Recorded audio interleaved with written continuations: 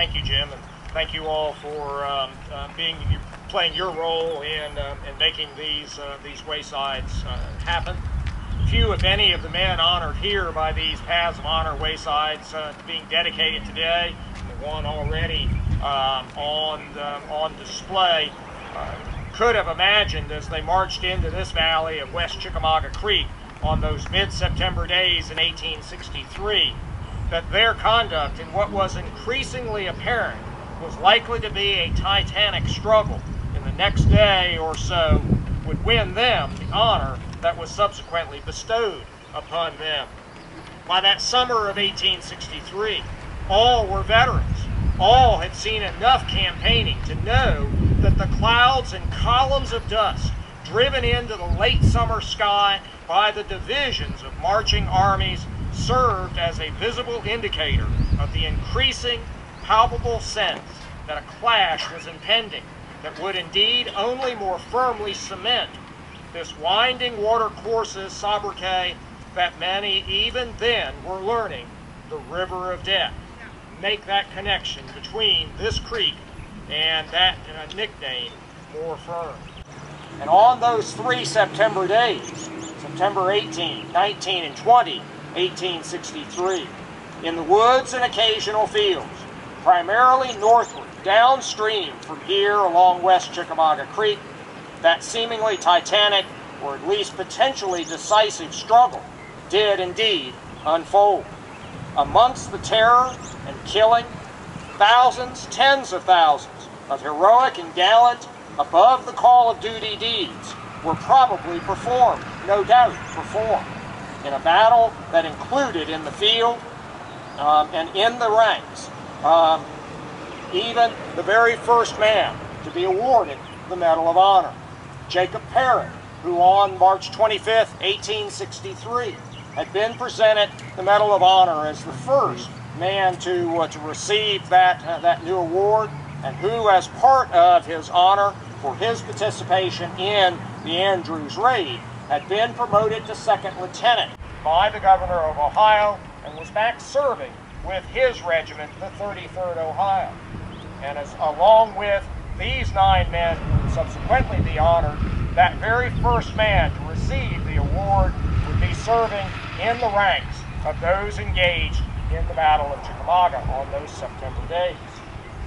It was a battle that, largely because of the closeness of the fighting and the limited visibility forested environment, that a battle that seemed, even as it unfolded, as being monumental, epic.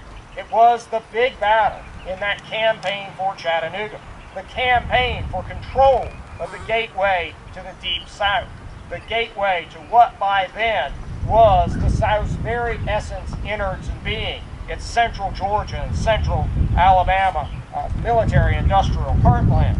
This battle would be the largest fight in that overall campaign, and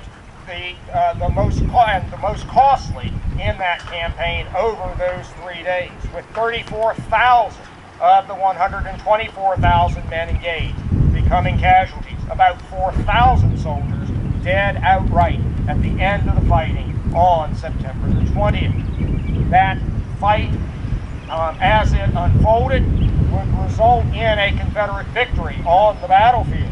The Union Army forced to withdraw back into Chattanooga, and with the campaign continuing on until late November with the final Union victories on Lookout Mountain and Missionary Ridge. This, it was indeed recognized even then as an epic battle. The Confederates will create and hang signs on the battlefield even by the 12th of October of 1863 to mark important points, and will bring their president, Jefferson Davis, out for a tour of the battlefield. In December, George Thomas, by then the commander of the Union Army of the Cumberland, will give a tour of the battlefield to his to his new boss, Ulysses S. Grant. This recognition of this battle as being unique and different and epic and important is also what will lead, a quarter century later, to the creation of Chickamauga and Chattanooga National Military Park as the first such park in our nation's history. An idea conceived by the very men who had hallowed this ground in 1863, conceived as a place of commemoration and memorialization, a place where the gallantry of those who had participated would be honored, but also envisioned as being a classroom, a giant outdoor place of instruction. This idea of the National Military Park as being this place of memorialization and commemoration and this classroom is something that has been continued by generations of citizens since. Even in more recent times, the original veterans creating the National Military Park envisioned this ground as being part of the National Military Park, but it was not included in the 1890s. But through the consideration of Chickamauga citizen Frank Pierce, this site was acquired, protected, the post-war mill building restored, and now through his efforts and those of John Culpeper and the city of Chickamauga, it is now a site that is open, another place where you can be on some of the ground and actually learn about the events that unfolded here. And this effort continues even to this day with support of the Friends of Chickamauga and Chattanooga National Military Park and other organizations, and the Civil War Trust, the nation's largest Civil War battlefield preservation organization, and many of you all know that they have and are making purchases of more of this hallowed ground in the Chattanooga area. Additionally, efforts by like those that have resulted in the erection of these markers today only add to this sense of this place being not just a place of commemoration and memorialization, but a place of education as well. These signs will tell the story of some of the individuals that participated in the battle. Raymond will elaborate on that in a little bit, but all of this is part of continuing to try to achieve what the veterans envisioned as they had this National Military Park created and crafted that language that created the National Military Park and still guides it today, for the purpose of preserving and suitably marking for historical and professional military study the scenes of some of the most remarkable maneuvers and brilliant fighting in the war. Your efforts help facilitate the understanding of the events that occurred here, not just for this generation, but for future generations as well. And I encourage you to continue your efforts to work in partnership with all of the other organizations to keep this important period in our nation's development under consideration. Understand how our country has been shaped and how it can be shaped into the future. Thank you, John, very much.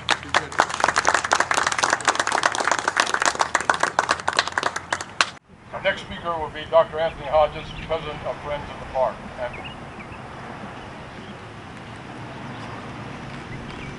Thank you, Jim. Thank all of you for attending today. Lee and Gordon's Mill on the Chickamauga is an iconic landmark, not only in the history of Georgia and Walker County, but also in the history of the United States. Nearly every written article, book, and even today's websites on the Chickamauga campaign have a period picture of the mill, appearing much as it does today, with a photographer being up on the hill across the road behind us. Now, the mill was built in 1836 by one of the Gordon brothers who came to the area from Gwinnett County, Georgia. James Gordon bought the land from Leroy Holloway and erected the mill with an attached storeroom that served as the first general store in Walker County. Gordon would run the mill until 1857, when he turned the operation over to his son-in-law, James Lee. During the September 1863 maneuvers of the Chickamauga campaign, the mill was a concentration point and headquarters for both General Bragg and the Confederate Army of Tennessee, but also for elements of Rosecrans' Army of the Cumberland under Generals Thomas J. Wood and Thomas L. Crittenden. During the Battle of Chickamauga, Confederate cavalry under General Joseph Wheeler would operate in the vicinity of the mill. One of those Confederate cavalrymen, John A. Wythe, who post-war had become a famous surgeon and a biographer of General Nathan Bedford Forrest, would leave an account of his time at the mill during the Battle of Chickamauga. As we began the advance, our regiment was the extreme left of the Confederate line, and when we struck Chickamauga Creek, we waded the stream just below the Lee and Gordon Mill Dam. Hoping to get over dry, a number of us started to run across the mill dam, but an officer shouted, "Get off, they're going to rake you with grape shot," and we leapt into the water like so many bullfrogs. Where I waded, it was not quite waist deep. We learned in a few minutes that we could have gone over the dam dry shotting in perfect safety. Down near the water's edge, we reformed our line, and as we climbed the bank to the crest of the ridge in our front, everyone was alert and in great tension, for we had no thought but that the ridge above us was lined with Yankees who would give us a volley at any moment. I know that never in my life have I been so apprehensive of danger as on this occasion. I never saw such determination in our men as was in evidence here. I do not believe they could have been stopped by any ordinary force of resistance. I was profoundly impressed with this idea by a remark made by the man next to me as we clambered up the hill. He said, "Johnny, we've got to whip them right now." When we reached the crest and peered over, I could hardly believe my eyes. There was not a Yankee in sight. After the battles for Chattanooga in November of 1863, Union troops would return to the mill, and they would use the upper story as the Masonic Lodge in late 1863 and early 1864. The first female military surgeon in the U.S. Army and the only female Medal of Honor winner, Dr. Mary Walker, would serve at the mill in the winter of 1863-64 while she was on duty as an assistant surgeon of 52nd Ohio. The mill would burn in 1867, but rebuilt shortly after by James Lee, following much of the old mill's pattern, and that structure is the one that stands before you today. It continued to operate as a grist mill under several owners until 1967, when it was closed and stood neglected until 1993, when it was purchased by Mr. Frank Pierce, who restored it and its supporting structures such as the dam and the mill race over a 6-year period. Thanks to Frank, it's what he preferred to be called. Mr. Pierce was his father, he always liked to say. We have a tangible landmark of the Battle of Chickamauga for us to enjoy today, and an altogether fitting location to place the markers honoring the Medal of Honor winners from the Battle of Chickamauga. Thank you.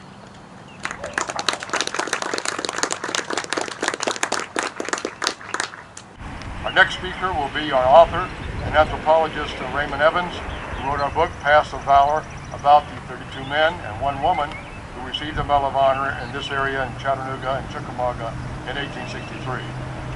Raymond. Hello, I'm glad I'll be here today. Can you hear me all right? Yeah. Good. About 3 years ago, when I first started the Paths of Valor book, I brought Jim and one of his board members down to the park, up on the north end of the park, where the only regular Army unit that fought in the battle here was stationed. And one of their men did receive the Medal of Honor, so I showed him where he was and what he did. All of the board men said, "Oh, that was really a remarkable man. He must have been amazing to do that." And I said, anyone who receives this medal was an amazing man. What's remarkable is what he did to get the medal. It is a special award, and only 6 people, only 9 people of the entire battle received the award. And that was out of several thousand people in the fight. And in the interest of time, since we've got 6 people covered here, I'm only going to concentrate on 2 of them. And you can get the information off the signs for the others, or buy and read the book. It covers everything in detail. Battle of Chickamauga was essentially an infantry operation. Even Bedford Forrest, who probably the best known cavalry commander of the war, fought on foot at Chickamauga. And there was very little cavalry action here. However, at the end of the breakthrough came, and the federal commander jumped on his horse and said anybody who supposed to save himself, don't come to me and shut the basically abandoned the battlefield. There was a Captain Horace Potter here who was actually an aide, and he didn't have a real command or anything, but he was mounted and he took over and got the orderlies and other people's horses together to form them into a temporary cavalry unit and use them as cavalry to keep the Confederates back until Thomas would organize his last defense at Snodgrass Hill. Captain Porter was quite remarkable in doing this, and subsequently received the medal for his action here. One of the people that helped him was Lieutenant Anthony Taylor, who was a member of the 15th Pennsylvania Cavalry, and he was assigned as a dispatch rider at the time. And he helped Captain Porter in organizing the defense of Snodgrass Hill. After the fighting moved on elsewhere, Lieutenant Taylor continued as a dispatch rider, and in 1865 it was him who carried the dispatch to the people, telling them where Jefferson Davis was so they could go and capture him. So he resulted in capturing the Confederate president, which effectively ended the war and prevented it continuing as a guerrilla action, which Davis had planned to do had he not been captured. So briefly, that's two of the remarkable men who received the medal for actions here on these grounds, and I hope you take the time to read the full signs, and I'll be happy to answer any questions after it's over. Thank you very much. Thank you, Raymond. Raymond will be available and can answer any questions you could possibly have in regard to these 9 men and the activities that they were involved in.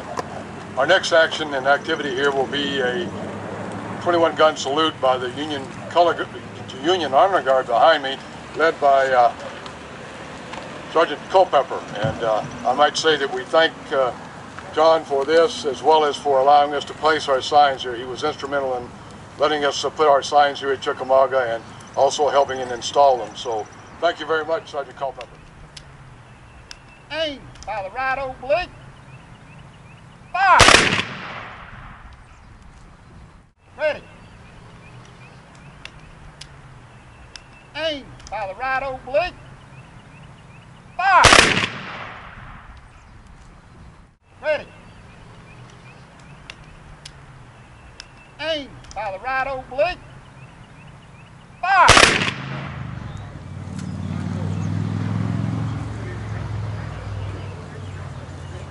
We're here today to introduce the last 2 markers in our Medal of Honor Heritage Trail for Chickamauga, for the last 6 recipients of the Medal of Honor in 1863. The initial sign was introduced in September, and these 2 signs reflect the remaining 6 recipients who are from 4 different states, to include 1 cavalry unit. This is the second marker being dedicated here at the Chickamauga for 3 of the recipients of the Medal of Honor in September 1863. The 3 men noted here include Porter, Chamberlain, and Taylor. Each of their units are noted. It's 3 separate units for each of them. Chamberlain was the 74th Indiana. Porter was captain in the Army of the Cumberland, and Taylor was with the 15th Pennsylvania Cavalry Regiment. The area of the activity in which the event took place is noted in red here on the map. Details of the actual medal and the action in which they were awarded the medal are noted on the sign. This sign was donated to us by the D.A. and L.H. Jewell Foundation. There is a QR marker on the sign which reflects back to our museum's website and gives additional details in regard to the actions of all the activity here at Chickamauga, and specifically these 3 men. This is the 3rd marker in our Medal of Honor Heritage Trail here at Chickamauga, honoring the last 3 men to receive the Medal of Honor in September 1863. Details of their accomplishment are noted here on the sign, It includes Ritchie, Myers, and Whitney. All three men fought in the battle here and received the Medal of Honor for action in September 1863. This sign was made possible by the Medal of Honor Foundation.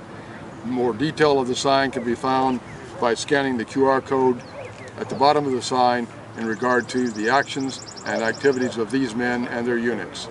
Again, this completes the Medal of Honor Heritage Trail for all 9 recipients of the Battle of Chickamauga in September 1863.